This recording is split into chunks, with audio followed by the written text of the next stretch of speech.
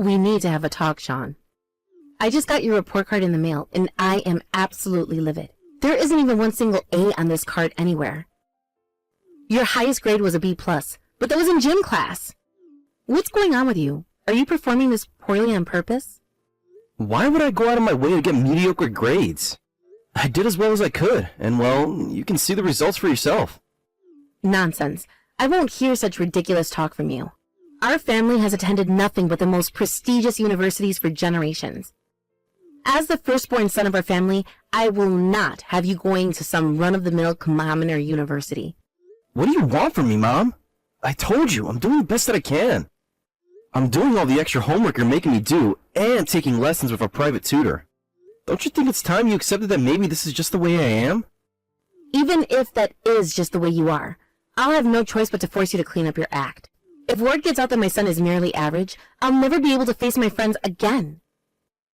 How much money do you think I've spent on fixing you since your father died, Too much, apparently. Sorry you wasted Dad's money on me. I don't care about going to some elite university. I'll be happy going to the one I want to attend. How dare you disgrace your father's memory with such insolence? I don't know. I doubt he'd be too upset about how I'm doing in school. He was always content to see me doing the things I was passionate about. Remember when you made me take the entrance exam for that private high school? Dad was telling me all the time that I didn't need to stress out too much about it. Seriously, Mom, I think you're going way overboard with your academic elitism.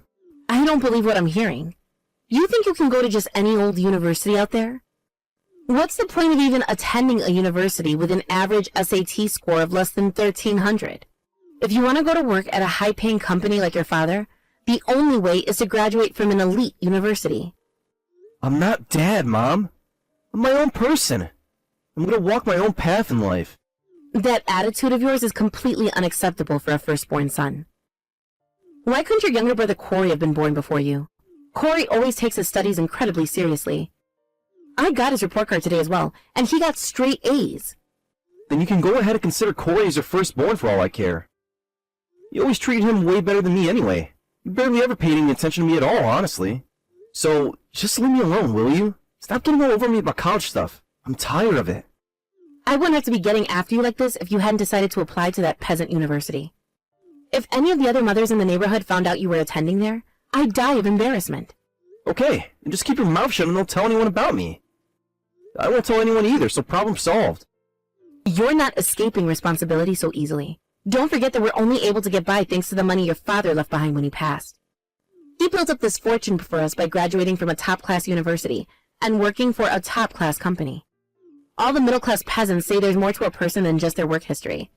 But all the truly elite people only got there due to their elite education. Good for them. It's still my life, and I'm going to decide what I do with it. If that's your attitude, then you can pay me back for all the money I've spent on tutors and private schooling for you. Did I ever once ask you to spend all that money on me? I mean, why do you think I'm taking private lessons right now anyway? You're making me. Don't try and make me responsible for something you did of your own volition. You little ungrateful wretch. You're 16 years old now. I don't have to allow you to attend school at all. If you're going to insist upon attending a working-class university, then drop out of high school this very instant. Which is it, Mom? You want me to have an education or not? You've been pushing me all this time to get super elite education. But now you're telling me I have to become a high school dropout? I told you, Sean, any education other than one at a prestigious university is no education at all. So go on, Sean. Make your own choices, like the big grown-up man you think you are. Drop out of high school and start living on your own. It won't matter to me. I've still got Corey. I know he would never disappoint me like you have. There you go again, putting all your hopes and dreams on Corey. Do you really think he wants that kind of pressure from you? I can't imagine the amount of stress you're putting him under. You don't need to worry about Corey. Unlike you, he's an incredibly gifted young man. He knows that everything I'm saying is 100% correct. You should be worrying about yourself, Sean. If you want to graduate high school, attend an acceptable university, and live a life worth living, then you had better shut your impudent little mouth and do exactly as I say. You will be taking the entrance exam for the university I choose for you, and if you do not pass, then I will disown you as my son. The day has come, Sean. Get out of my house by nightfall. Huh? Oh, I get it. You got the results of my entrance exam back. I take it that I didn't pass, then. Indeed. That's not all, however. You took the entrance exam for that third-rate university despite me explicitly forbidding it. And worse, you passed. It seems like every day you find newer, crueler ways to betray me, boy. I would consider it if you were going to attempt to apply again next year. But you've already enrolled in the university you chose. You're dead to me. Yeah, I thought this day would come eventually. But seriously, you want me to get out today? I mean, my high school graduation ceremony is in a few weeks. That's not my concern. Rent an apartment, live in a homeless shelter, or sell yourself into slavery if you have to. You'll have to get by on your own from now on. Be grateful I'm gracious enough to give you a suitcase. Pack as much of your things as you can fit inside of it. I don't want you ever coming back here ever again.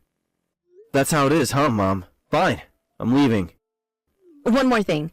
Don't you ever attempt to contact Corey. No phone calls, no text, no social media. From this day forth, you are no longer welcome in this family. I regret the day I brought an imbecile like you into this world. I only have one son now, Corey. I know he'll always do what I tell him to do. To be honest, I was growing tired of dealing with an overbearing mom like you. But that's just fine with me. That's exactly the kind of talk I expected from you. Disrespectful to the very end. Pathetic.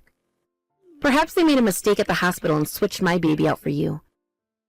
No son of mine would ever behave like you. And no mother of mine would ever be as controlling as you. One last thing, Mom, about Corey. Back off him, Mom. Stop pushing him so hard. He's his own person just like me. You truly are an idiot, aren't you? You really think you and Corey are anything alike? Just because you turned out to be an impudent little brat, incapable of anything but disappointing me, doesn't mean Corey will become as much of a miserable failure as you. You've got far more important things to worry about than Corey, like finding a new place to live. And for the record, I will not be giving you any money when you leave. I don't need any of your money, Mom. Now, leave me alone. I gotta get packing. You want me out by nightfall, right? Fine. My final show of appreciation for giving birth to me and raising me until now? I'll do what you want this one time. But don't ever expect anything from me ever again. I hope I never see or hear from you for the rest of my life. The feeling's mutual, I assure you. Seeing you again would only remind me of what a colossal failure you turned out to be. I'll be out of the house by evening, so be sure you're gone before I return. Farewell, Sean. It's unfortunate things have happened this way, but this is the path that you've chosen for yourself. Corey, my pride and joy. I just heard the big news. Your job interview was a success. That's right. I'm so proud of you. Why don't you come by the house tonight? We need to celebrate. I'll make you a big dinner with all your favorites. Sorry, Mom. I actually have plans for today. Oh, is that right? Well, that's too bad. We'll have to have you over very soon, though. Oh, Corey, I just can't tell you enough how proud I am of you. I always knew that you'd get hired into a top-class company, just like your father did. Meanwhile, I'll bet that other boy, whose name need not be spoken, is working the cash register at a convenience store. Wait, you mean Sean? Are you telling me you didn't know? Didn't know about what? That he's a colossal disappointment and utter failure? Of course I knew that. No, that he's actually one of the biggest success stories in a generation. What? What do you mean? Sean? A success? Oh, I'm guessing you get most of your news from TV, right? Like, you've never read news articles on the internet? Why bother? With all the rampant misinformation online, the only network I trust to tell me what's going on in the world is BNN. Ah, but I guess you want to know. In any case, what's going on with that fool? What's going on is he has the world in the palm of his hand. While he was in college, he single-handedly designed and published what's now the #1 most popular app in the world. Then, he sold it for an unbelievable amount of money. Now he's working for one of the most prominent technology firms in the world. I doubt there's a single person who uses social media that doesn't know Sean's name. That boy's working for a respectable company? Oh, Corey, you always knew how to make me laugh. Now, enough joking around. What's he really up to? I'm not joking. Wait, you mean you're serious? Yeah, Mom. Sean is an absolute genius. I'm jealous of him, really. All I ever had was book smarts, but Sean, he's got something special. Don't be ridiculous, Corey. You are superior to that fool in every single way. That's where you're wrong, Mom. Anyway, I want to tell you that I'm grateful for all the support you've given me. But from now on, I think it's best we go our separate ways. I don't need you to micromanage every single facet of my life anymore. So thanks for offering to celebrate with me, but I don't think I'll ever be coming home again. Corey, you're not going to come home again? That's what I said. But weren't you going to move back home after you finish university? Are you kidding me? You think I'd voluntarily walk back into that house? I'd rather spend the rest of my life in a prison cell. Life with you was practically a prison anyway. Oh yeah, I only hinted that I might come back because you were paying for my tuition. But I don't need that anymore. And I don't need you anymore either. But Corey, I've spent an incredible amount of money on you over the years. Yeah? And did I ever ask you to do that? No, you just kept throwing money at me. Besides, I fulfilled my end of the bargain. I went to the private elementary school, middle school, high school, and college you told me to, didn't I? It seems to me like we're even. Corey, I've worked myself to the bone to support you ever since you were a baby. Oh yeah? Like how? The way I see it, me and Sean are the only ones who have done any real hard work around here. Plus, I've been wanting to say this for a long time now, but you never went to community college. Where do you get off telling me and Sean that we have to get some super elite university? But you boys have your father's blood in you. You're capable of much greater things. And I'll have you know that I could very easily have gotten into a prestigious university if I wanted to. It's just that, well, my family didn't quite have the financial resources is all. That doesn't change the fact that you graduated from a community college. The only reason I've stayed quiet and done what you told me to until now is because I didn't really have anything in particular I want to do with my life. I figured I might as well get a solid academic record in the meantime, and I would eventually find my path later on. And now that I've graduated and know what I want, I don't have any reason to put up with your oppressive parenting anymore. You're not going to start working until next month though, right? What are you going to do until then? Where are you going to live? I'll figure something out. I worked part-time all this time, so I've got plenty of savings. And if all else fails, John has told me that I'm more than welcome to stay with him for as long as I need to. Corey, dear, can we please talk about this? You see, I've used up almost all of your father's inheritance. I thought that once you graduated and got a good job that you could help support me. That's why I've poured everything into you and your education. But again, I never asked you to do that. Now, if you'll excuse me. Corey, wait. I understand that maybe I was a bit pushy in the past, but I can change. Please, Corey, you're the only person I can rely on. Hello there, Sean. It's been so long since we've talked. How are you doing these days, dear? Huh? Mom? What a relief. I was afraid you blocked my number. I only kept your number in my contact list in case something happened with Corey. Aw, you are such a considerate older brother, Sean. So, what do you want? Whatever it is, make it quick. I got better things to do than shoot the breeze with you. The truth is, I wanted to apologize to you. Yeah? You must have gone through so much because of me. I'm so sorry for kicking you out before you graduated from high school. Let me take a wild guess at what's going on here. You're only contacting me now because Corey told you about me. Am I right? No, I mean, yes. Corey did tell me about you and what you've done since we last spoke. But I wasn't planning to contact you at first. Then I read a few of those silly internet articles about you, and I immediately regretted the way I acted toward you. I should have been more supportive of you and your choices. It says here you were barely making ends meet for most of your time in college. It was a miracle I was even able to attend school at all. Fortunately for me, some of Dad's old friends were kind enough to help me out when I needed it. Granted, I did my best to pay for everything myself, mind you. If it weren't for them, I never would have made it this far. I'm so sorry, dear. You don't need to be. Struggles of my youth are part of what made me what I am. I don't think of you at all anymore. Listen, won't you come by the house one of these days? I'd love to have the chance to sit down and chat with you. I understand you're out of the country on business quite often, but you're at home now, right? 5 years ago, you told me that I was dead to you. Oh, that? You can't hold me to that, Sean. I didn't mean it. I was just angry, that's all. No, you definitely meant it. And if Corey never told you I was rich, you wouldn't be talking to me right now. If you actually felt bad about what you did, you would have made some kind of move to reconcile with me before now. But you didn't, did you? All you had to do was a simple internet search for my name, and you would have found out all you need to know. But you didn't even do that. You have to understand, though, I never use the internet for news. It's full of misinformation. They talk about it on TV all the time. It's whatever. I don't really care. Like I said, I don't need an apology. Nothing's gonna repair a broken relationship at this point. But Sean, I desperately need your help. Excuse me? I poured every last cent of your father's estate into Corey. But now he's telling me that he won't live with me anymore. I don't have any money left to live on. What am I supposed to do from now on?